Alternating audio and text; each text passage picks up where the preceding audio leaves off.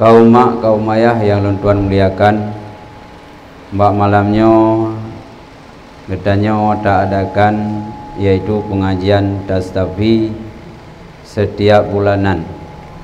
Orangnya kali dapat yang akan dipandu oleh gurunya Abu Jino yang teka baktanya, yang terus baktanya, yang jek materi bak malam yang mulianya, yang bahwa utusan Abu langsung yaitu Abi Dronian merupakan putra pertama Abu Mudi, dan Dronian semenjak Ubud tinggal Hidayah dan Malim Hidayah dan juga mengabdi di Hidayah, bahkan Jino jid guru besar di Mudi, dan beliau sampai nohat manteng di Mudi.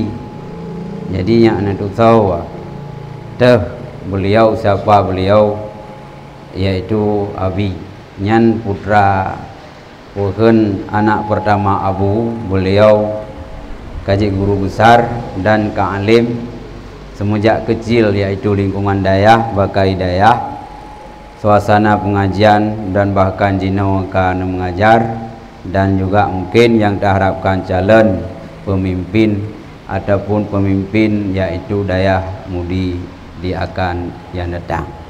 Jadi benefiki saudonian man beliau memang jarang ni bukan ni singgah bak tengok simpang memplang, tapi menurut wadonian adalah sangat alim ya kah, guru besar di Mudi. Bentuk munau na perasaan lah kan Abu lagawa man nyau pun begini, nyau adalah utusan drone Abu langsung, maka nyau ke dronian yaitu Hidayah ke Abi Darul, nyau adalah kanuturi menyebabkan mungkin tertanya-tanya nyau berarti katruh moronyo penuju hidayah Allah, katruh taufik Allah dari tanya dan beliau sehingga bisa bertatap muka yaitu dengan dronian. Dan kepada mereka kamu Abi diflakan dengan salah hormat enak manteng lo akhiri ngalafai. Assalamualaikum warahmatullahi wabarakatuh. Assalamualaikum warahmatullahi wabarakatuh. Hamdan syukranillah, salatu wassalamu ala rasulillah. Allahumma ja'alna hadha jam'an marhuma wa tafarruqana min ba'di tafarruqan ma'suma. Rabbi syrah li sadri wa yassir li amri wa hlul 'uqdatam min lisani yafqahu qawli. Rabbi yassir wa la tu'assir, rabbi tahmil bil khair. Subhanaka la ilma lana illa ma 'allamtana innaka antal alimul hakim. Wa la haula wa la quwwata illa billahil aliyyil azim. Yang saya hormati para alim ulama dan tokoh-tokoh masyarakat yang berhadir pada tempat yang mulianya, serta tak lupa pula kepada Ketua Tastafi Kecamatan Pamamplam dan kepada urung-urung syekh, tuan dan umi-umi yang hadir pada tempat yang berbahagia.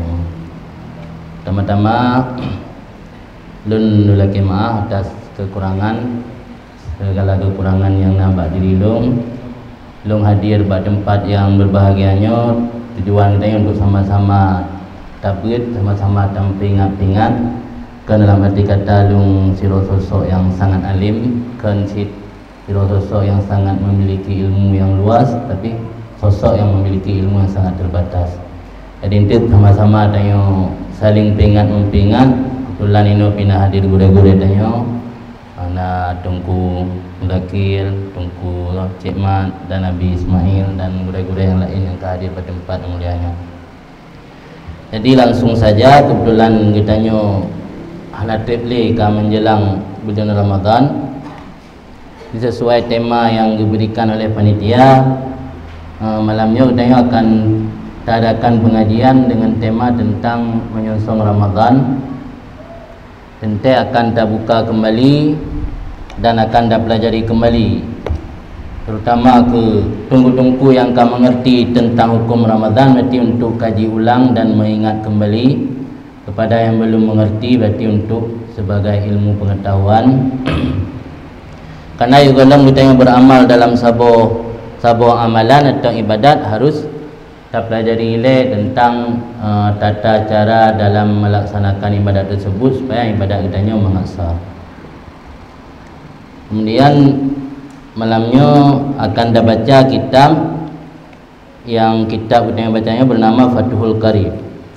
Fathul Qaribnya dari lebuh kitab matan bernama Ghayatu wat Takrib, kemudian syarah di Fathul Qarib. Kemudian hasyiah yang di dalam hasyiah merupakan komentar yang bernama dengan hasyiah Al-Bajuri. Pengarang kitab yang kita pelajarinya kitab matan ji, yaitu dikarang oleh seorang ulama besar yang bernama Imam Abi Syuja' yang udip gaknyan akhir abad ke-4 Hijriah. Imam Abi Syuja' memiliki satu kelebihan, yaitu diberikan panjang umur oleh Allah sampai 160 tahun.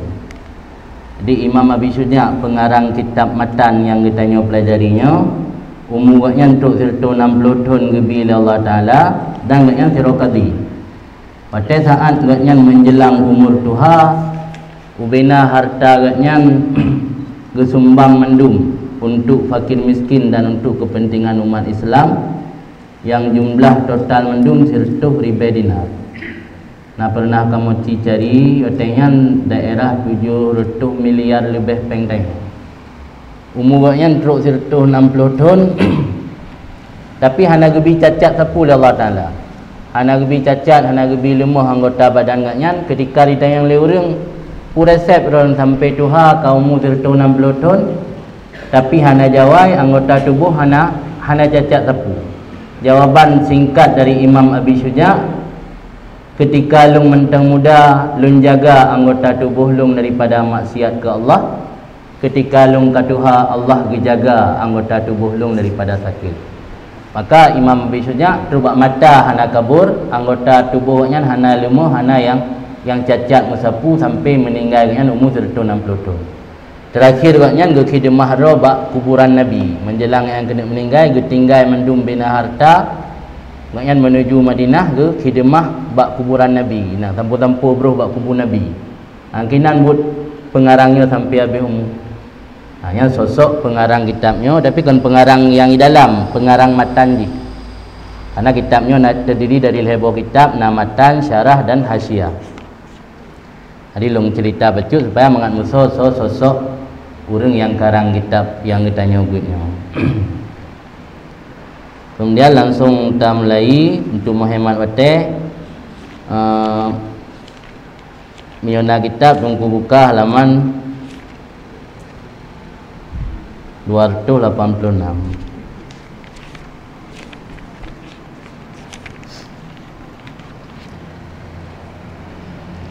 Di Kitabu Ahkamis Siyam. Ini satu kitab pada menyatakan tentang hukum-hukum berpuasa.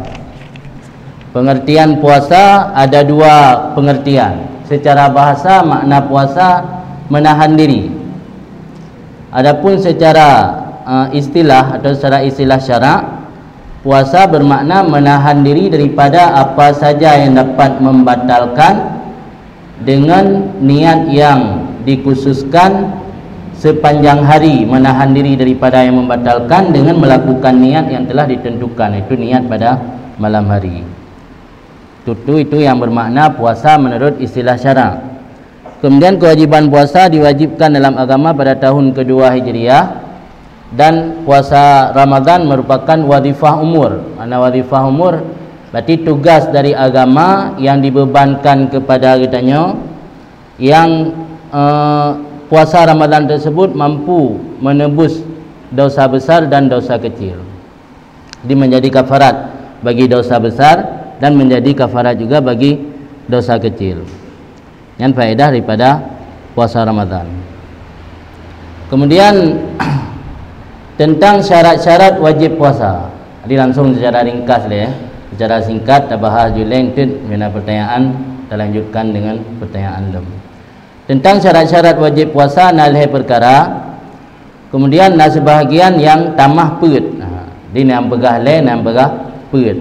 Syarat pertama Islam, yang kedua balik, yang ketiga berakal, yang keempat memiliki kesanggupan untuk berpuasa.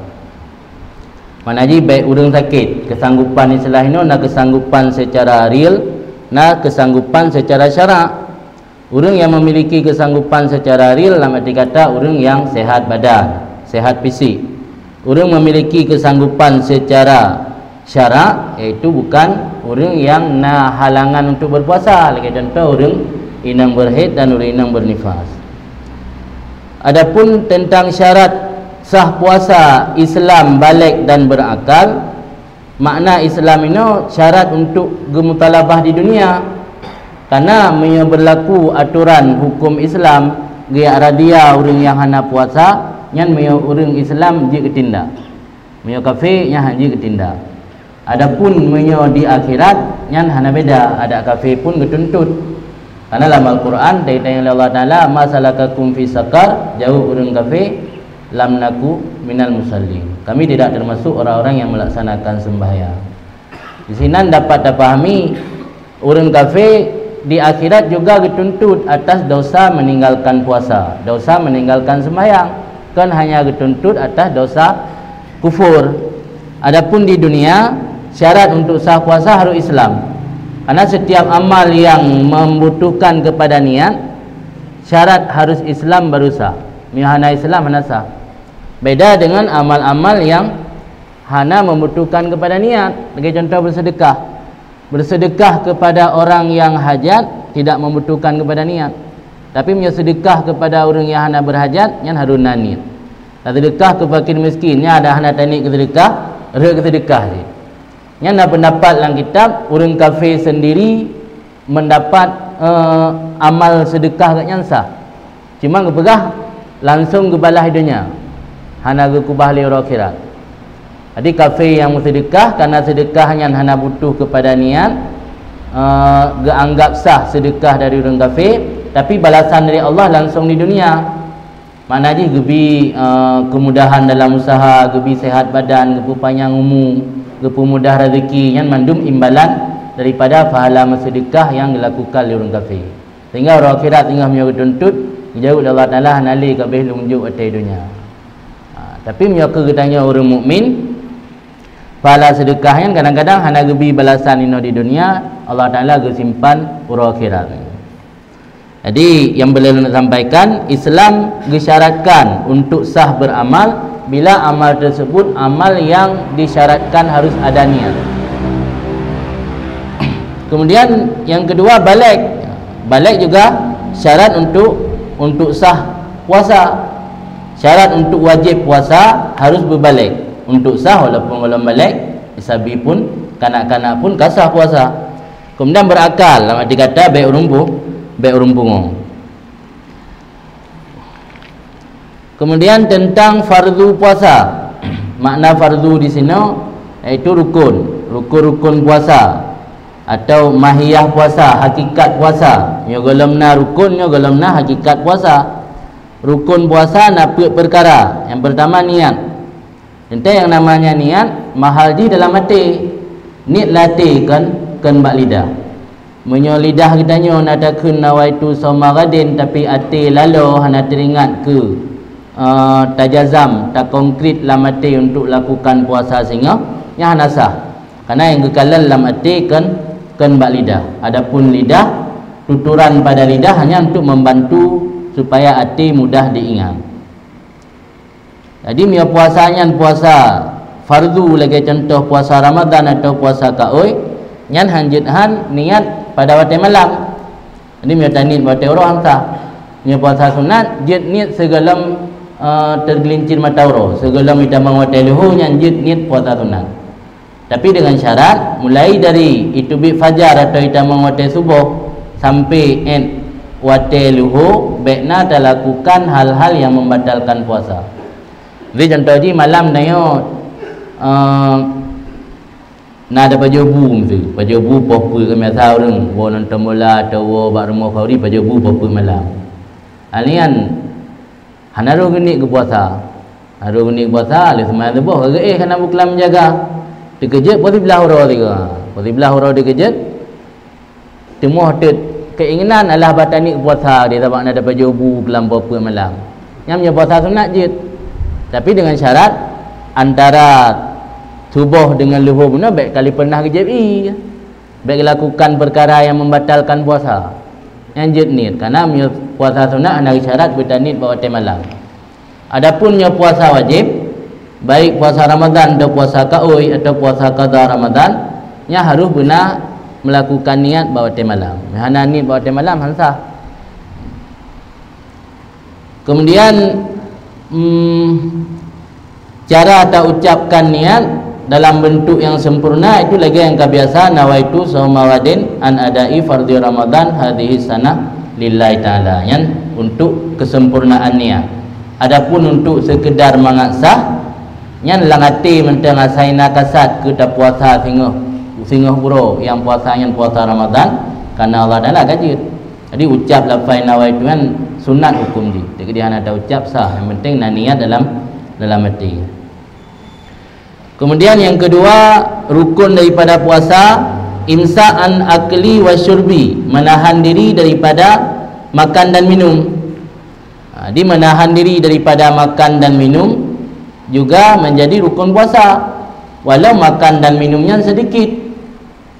Sebab ladung mana kan makna ji bila dapat je pada puasa.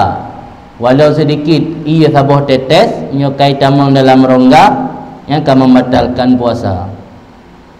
Adapun yang pajuh secara tua atau jahil kerana yang bandar Islam mana mufhum yang hana membatalkan puasa. Malah dalam sebuah hadis, orang yang gepajuh makanan atau minuman dalam keadaan tua ke puasa, yang orang gebi makan oleh Allah. Berarti rezeki Allah habis. Maka tanpa sengaja hana membatalkan puasa. Kemudian yang kelima, termasuk perkara yang membatalkan puasa alam, jima. Tentu berhubungan suami isteri bagi orang yang memiliki isteri, yang sengaja dapat membatalkan puasa. Kemudian yang kepit, sengaja muntah dalam arti kata kan muntah yang secara terpaksa, muntah yang memang tak upayakan untuk tak muntah, yang dapat membatalkan puasa. Adapun muntah secara terpaksa, lagi contoh kerana mumang, muntah kero tiba-tiba atau orang tengah hamil muda biasa getun, muntahnya hana upu dimaafkan, hana dapat membatalkan puasa. Kemudian perkara-perkara yang dapat membatalkan puasa seseorang ada 10. Dari 10 buah perkara yang dapat membatalkan puasa. Yang pertama dan yang kedua yaitu sampai satu benda secara sengaja kepada rongga terbuka atau tidak terbuka. Lagi contoh sampai dalam otak. Maksudnya makna sampai sesuatu ini hanya mencei. Ya, kadang-kadang di sebagian masyarakat anggap yang baru membatalkan puasa tak pasal dalam penyu. Ya jungkir penyu hana apa? Hana betul kan orang.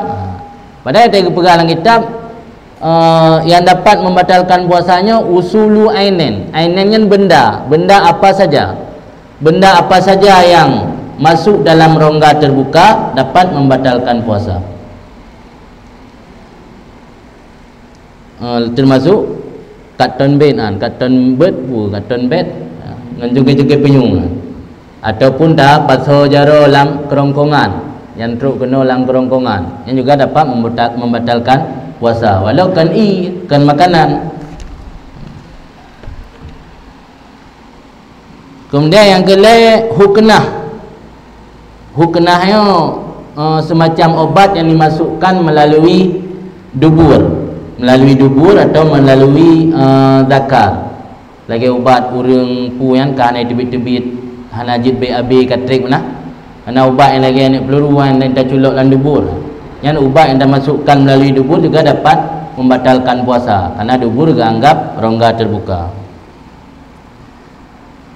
Kemudian muntah secara sengaja yang kali sampaikan likit penuh. Hana sengaja, hana membatalkan puasa.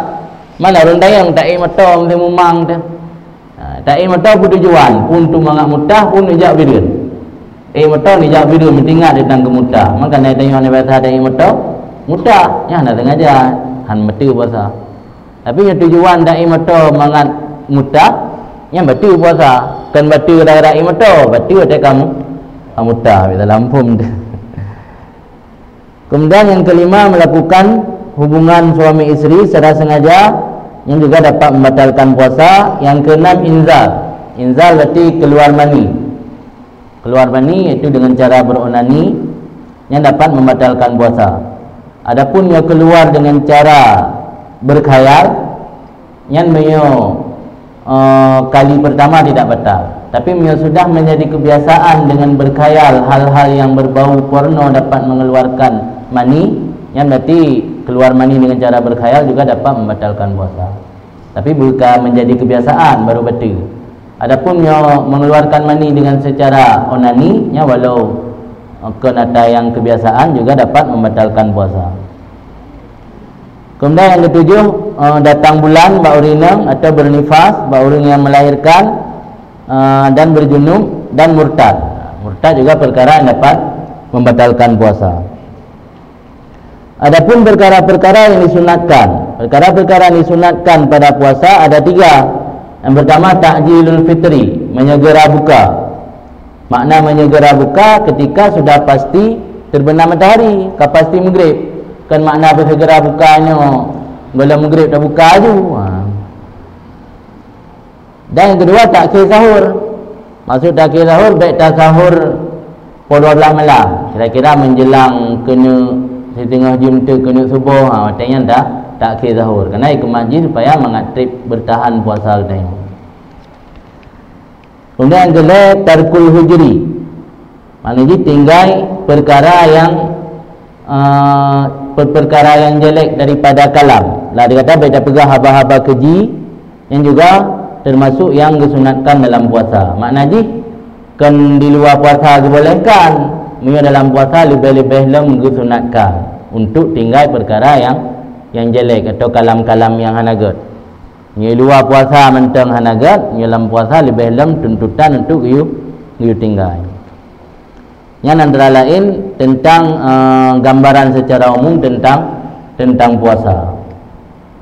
Adapun penjelasan selanjutnya yang tergantung kepada tunggu-tunggu andung, karena kunci ilmu melalui pertanyaan.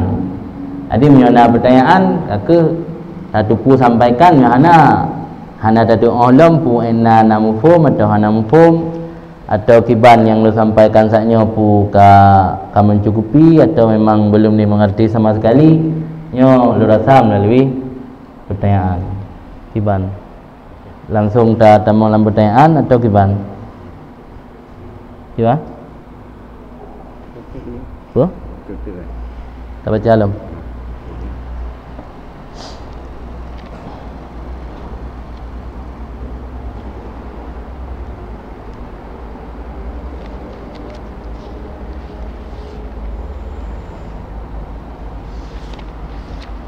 Kemudian menyadari penjelasan gambaran secara umum ini kali tentang pengenalan puasa, syarat-syarat puasa, rukun-rukun dan hal-hal yang dapat membatalkan puasa. Kemudian melanjutkan tentang pembahasan selanjutnya yaitu tentang perkara-perkara yang harim puasa. Di puasanya walau di satu segi di ibadat, tapi nasa-asaan yang hukum diharim. Karena setiap perkaranya berlaku hukum limang. Nah yang wajib, nah yang sunat, nah yang makruh, mubah dan juga nah yang harim. Di nasa-asaan yang harim hukum berpuasa. Lagi contoh urut raya, baik urut raya haji atau urut raya puasa. Menansid urut tasyrik yang leh. Urut tasyrik yang leh itu urut raya haji, urut kedua keleh dan urut kepit. Bahkan kepa harim karena urutnya urut diafah kan. Urut Allah kepejame kitanya urut beriman. Jadi cara kepejame Allah kitanya ke lagi manusia pejame sesama manusia. Berarti urutnya dilarang ni Allah untuk melakukan imsak atau menahan diri daripada makan minum. Di kanannya urut diafah, urut kepejame ni Allah kepada orang beriman, miutanya ada puasa lazim kepada i'rad daripada diafah, arti memalingkan diri daripada pejami Allah. Tiga kira tanya orang ogah terhadap jamuan Allah. Jadi bila kita ada puasa bak orangnya, berarti kita hantar tuang jamuan dari Allah ke kita. Maka hukum puasa bak orang raya haram. Kemudian perkara-perkara yang makruh puasa. Karena benar nak puasa wajib, puasa sunat, nak ada yang sunat dalam puasa, nak ada yang haram dan nak ada yang makruh.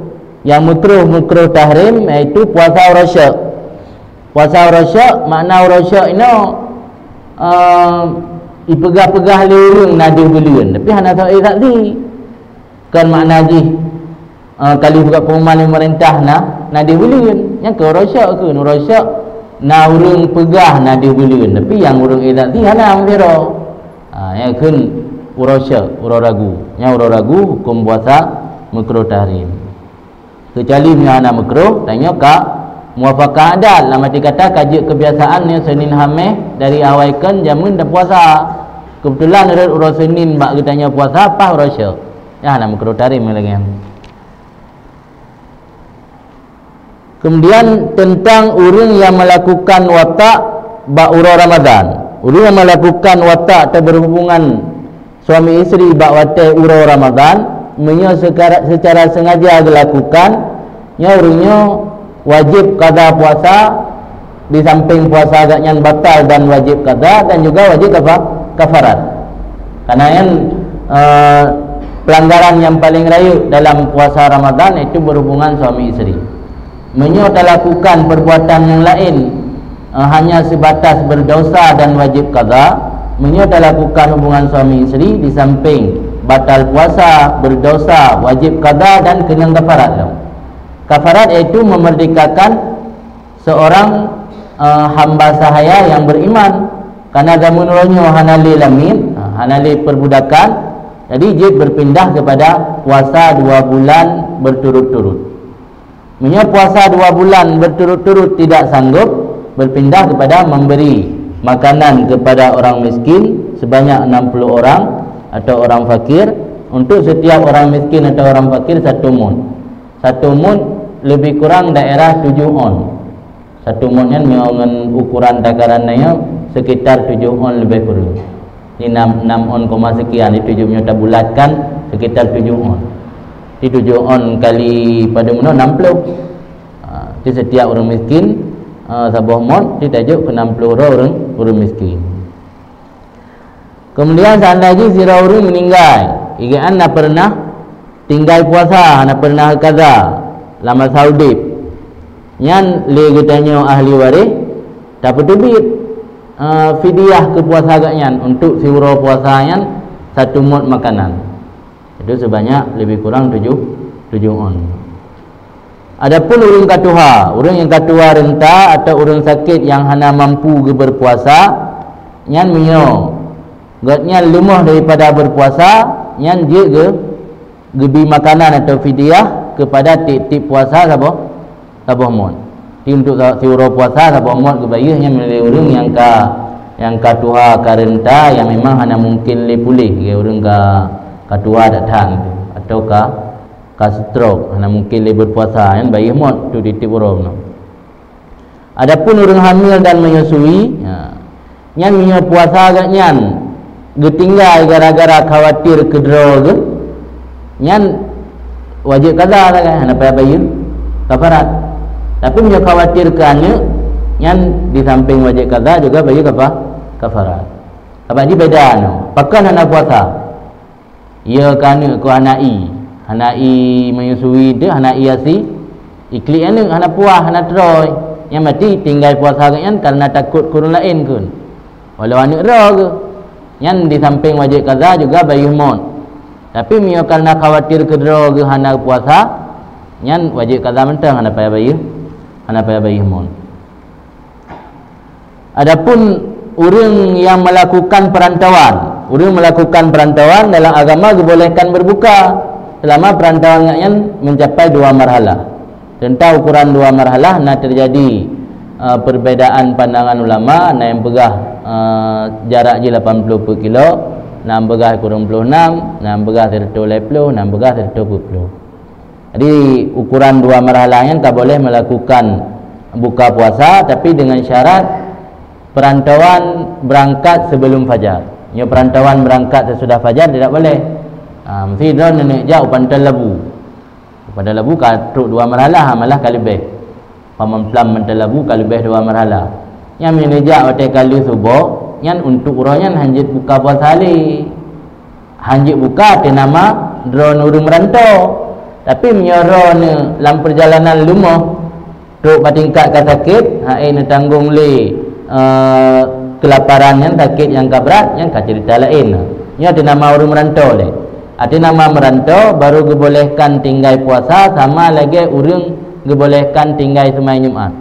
Orang tinggal sembahyang Jumaat dibolehkan dalam perantauan bila perantauan nya qabla fajar, sebelum fajar. Adapun nya perantauan hotel kali subuh, nya hana boleh le tinggal Jumaat. Malah mio hana gedan merantau gatnyan gerumpuk sembahyang Jumaat dalam perjalanan hari hukum. Jadi buka puasa lain sih, buka puasa berbolehkan ke orang musafir yang yo golong fajar. Untuk orangnya nepi mio ke tengok kaji. Untuk uro tam merantau, si tam merantau tengok uro lasa. Untuk uro lasa tengok yang merujuk buka puasa mio dah berangkat yo golong subuh. Mio dah berangkat pada kali subuh, yang untuk uro lasa hanya buka kali. Ke uro Rabu je. Menang kira-kira ya, orang yang melakukan perantauan yang panjang.